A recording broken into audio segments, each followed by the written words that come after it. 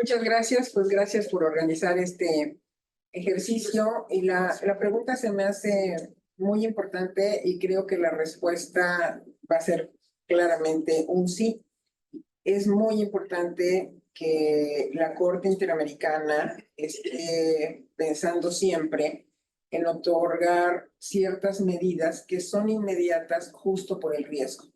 Y yo estoy pensando en algunos casos en donde justamente la justicia a nivel interamericano existe por las deficiencias de acceso a la justicia que están en los órganos internos. Lo ideal sería que cada vez más, con más frecuencia, todas estas personas que se encuentran con las puertas cerradas y con un acceso a la justicia muy complejo en sus países, que tuvieran estas posibilidades. Pero aquí estamos pensando ya en los casos extremos de violaciones de derechos humanos. Me está corriendo el tiempo ya. Entonces, la posibilidad de que veamos ejemplos muy específicos. Me imagino, por esta complejidad de la que hablan, en las mujeres migrantes que son víctimas de explotación sexual. Aquí tenemos ya una interseccionalidad en donde estamos viendo que hay cuestiones de género, que hay una situación de vulnerabilidad en función de la migración, pero que en ocasiones también, si la mujer migrante es indígena o si la mujer migrante es afrodescendiente, se van como multiplicando las posibilidades de que haya una grave violación a sus derechos humanos y lo ideal es que la reacción sea inmediata. También colocan la variable de la edad. Y aquí volvemos en el tema de la interseccionalidad, como lo plantearon ustedes al final, en donde puede ser que tratándose de una niña por edad, todavía si es víctima de esta, en el ejemplo que estoy poniendo, de la explotación sexual, todavía el riesgo sea mayor y la urgencia de la respuesta del sistema, pues tiene que ser inmediata.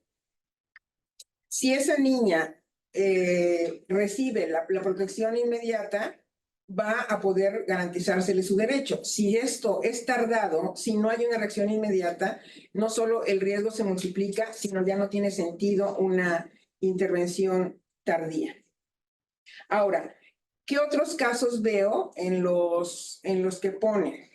Defensoras de derechos humanos están en riesgo en la región, claramente, y desafortunadamente, también aquí se habla de líderes indígenas y el ejemplo que pondría sería la defensa del territorio. Y de nuevo pongo la perspectiva de género, porque en la defensa del territorio muchas veces están las mujeres y particularmente en la defensa de los recursos naturales como el agua, también están las mujeres y en todos los efectos del cambio climático que generan migración, también están las mujeres. Y estas mujeres normalmente no tienen acceso a la justicia en sus respectivos países y tienen que recurrir a la instancia internacional, muchas veces orientadas por esta sociedad civil que está organizada justo para garantizar el acceso a la justicia. Pero creo que si esas personas no tienen una respuesta inmediata como es lo deseable, las posibilidades de reparación del daño y de garantía de no repetición son escasísimas. Porque al final de todo, lo que hay que pensar es para qué existe el sistema interamericano y qué es lo que garantiza. Y por eso, como lo dijimos hoy en la mañana, coincidimos varios de nosotros en esto, una justicia tardada puede no ser justicia. Cuando tienes una herramienta como una medida de protección, cuando tienes una herramienta para decir hasta aquí intervengo para que cese una violación, en el orden interno pueden existir el amparo, el habeas corpus, todas estas modalidades, pero a nivel del sistema interamericano, la Corte Interamericana sí tiene que ser capaz de intervenir en el momento justo, porque de otra manera el derecho violado ya no va a encontrar un cauce adecuado para la protección y la reparación del daño en su momento.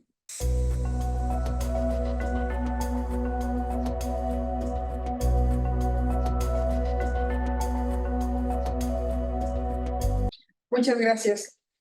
Pues primero felicitar por haber pensado en poner sobre la mesa algo de lo que normalmente no hablamos, de corrupción y de crimen organizado. Normalmente hacemos como que eso no existe y qué bueno que se pone sobre la mesa, porque en toda corte sí se interpretan textos, pero se tiene que ver con textos. Es imposible no saber que hay muchos fenómenos hoy en la región que tienen que ver con estos dos factores. Y así como aquí mi colega ha puesto ejemplos de su país, yo voy a poner el de cómo la interdependencia de los derechos se puede ver relacionada tanto corrupción como crimen organizado en un caso muy específico y muy localizado en México, que es en Pátzcuaro, Michoacán. ¿Por qué pongo el ejemplo de Pátzcuaro? Porque el tema hoy es la contaminación de un lago que en otro tiempo fue precioso, con una isla maravillosa que dio lugar a películas, que es la isla de Janitzio, y hoy las personas no tienen derecho al agua. Ese es el problema, el derecho al agua. Entonces tienes organizaciones de sociedad civil, predominantemente de mujeres indígenas, que están viendo la defensa del agua. Y ante el análisis de por qué el agua está contaminado, en mucho va a depender de dos factores. Uno, por una siembra indiscriminada de aguacate alrededor del lago. Y segundo, por la construcción de espacios de recepción de agua que impiden que se dé de manera natural la captación, y la sedimentación está provocando que esto afecte al lago. ¿A qué voy? A que para el otorgamiento de los permisos para la siembra del aguacate o hubo corrupción o está, desafortunadamente, y hay que decirlo porque está en todas partes y se sabe, que toda la siembra de varios productos agrícolas llegan a estar controlados por el narcotráfico. Entonces, lo que yo quiero mostrar es cómo la interdependencia de los derechos tiene que ver con derecho al agua, derecho a la vida, derecho a la propiedad, derecho al desarrollo, y todo está interrelacionado con efectos muy claros. Ahora, ustedes ponen dos cosas, que hay limitaciones al espacio público y cierre progresivo al escrutinio internacional. Entonces, yo no veo tanta limitación al espacio público porque la posibilidad de denunciar, la posibilidad de decir lo que está pasando existe. El problema es cuando se ponen en riesgo, y tiene que ver con la pregunta anterior, defensoras de derechos humanos o defensoras de territorio. Entonces allí se liga una pregunta con la otra. Pero el espacio cívico aparentemente está abierto, pero no es un espacio seguro. Y el cierre progresivo del escrutinio internacional también es un problema del que hay que hablar, porque pareciera que el escrutinio internacional molesta cuando en un lugar en específico se vuelve a hablar como que la soberanía se pone como algo incluso emotivo de decir es la defensa de lo que decidamos aquí internamente, pero hay que recordar que este escrutinio internacional sirve para fijar esos estándares que todos los estados deben ir consiguiendo y que en el ámbito de nuestra América Latina y el Caribe sería claro cómo tenemos y debemos tener esos estándares claramente fijados. Desde mi punto de vista, el escrutinio internacional es una de las grandes defensas para poner en una caja de cristal lo que muchas veces se intenta cerrar en el ámbito interno.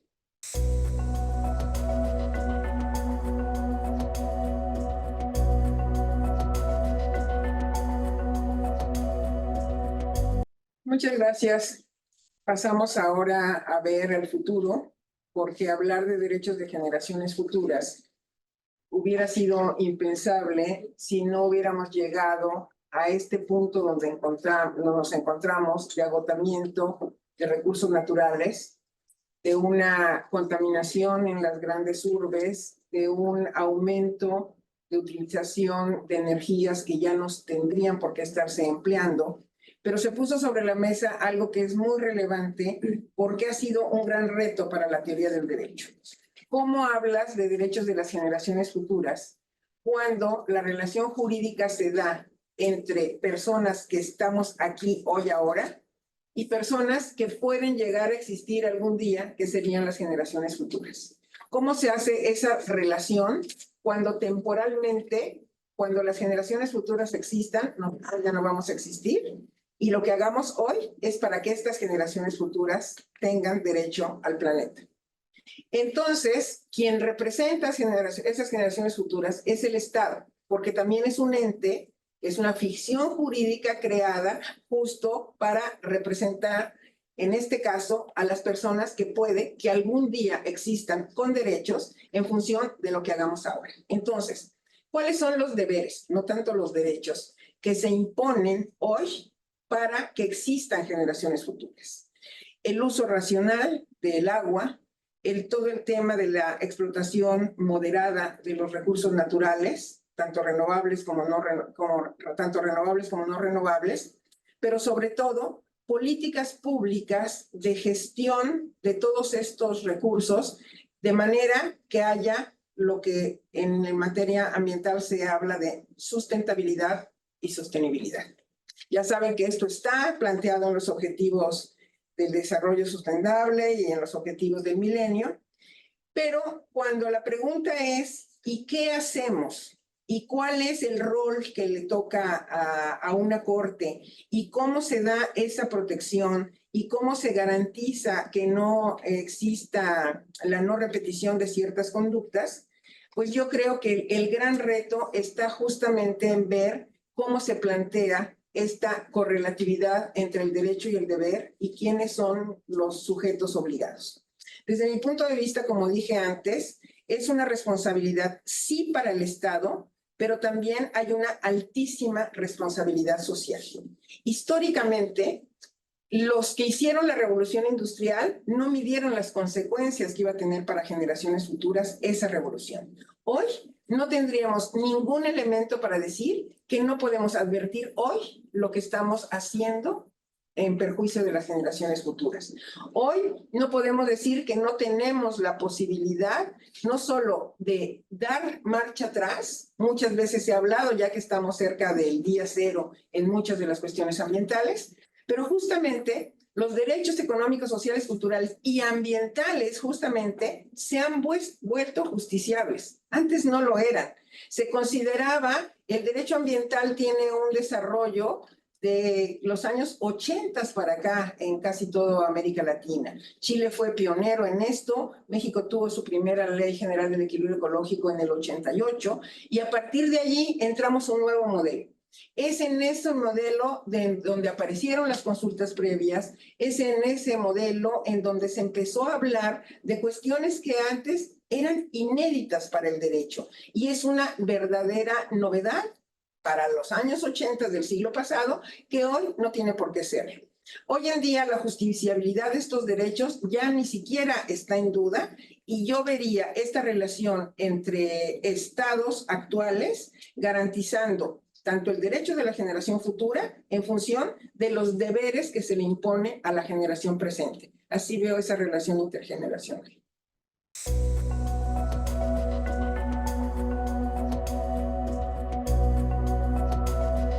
Gracias de nuevo por este ejercicio.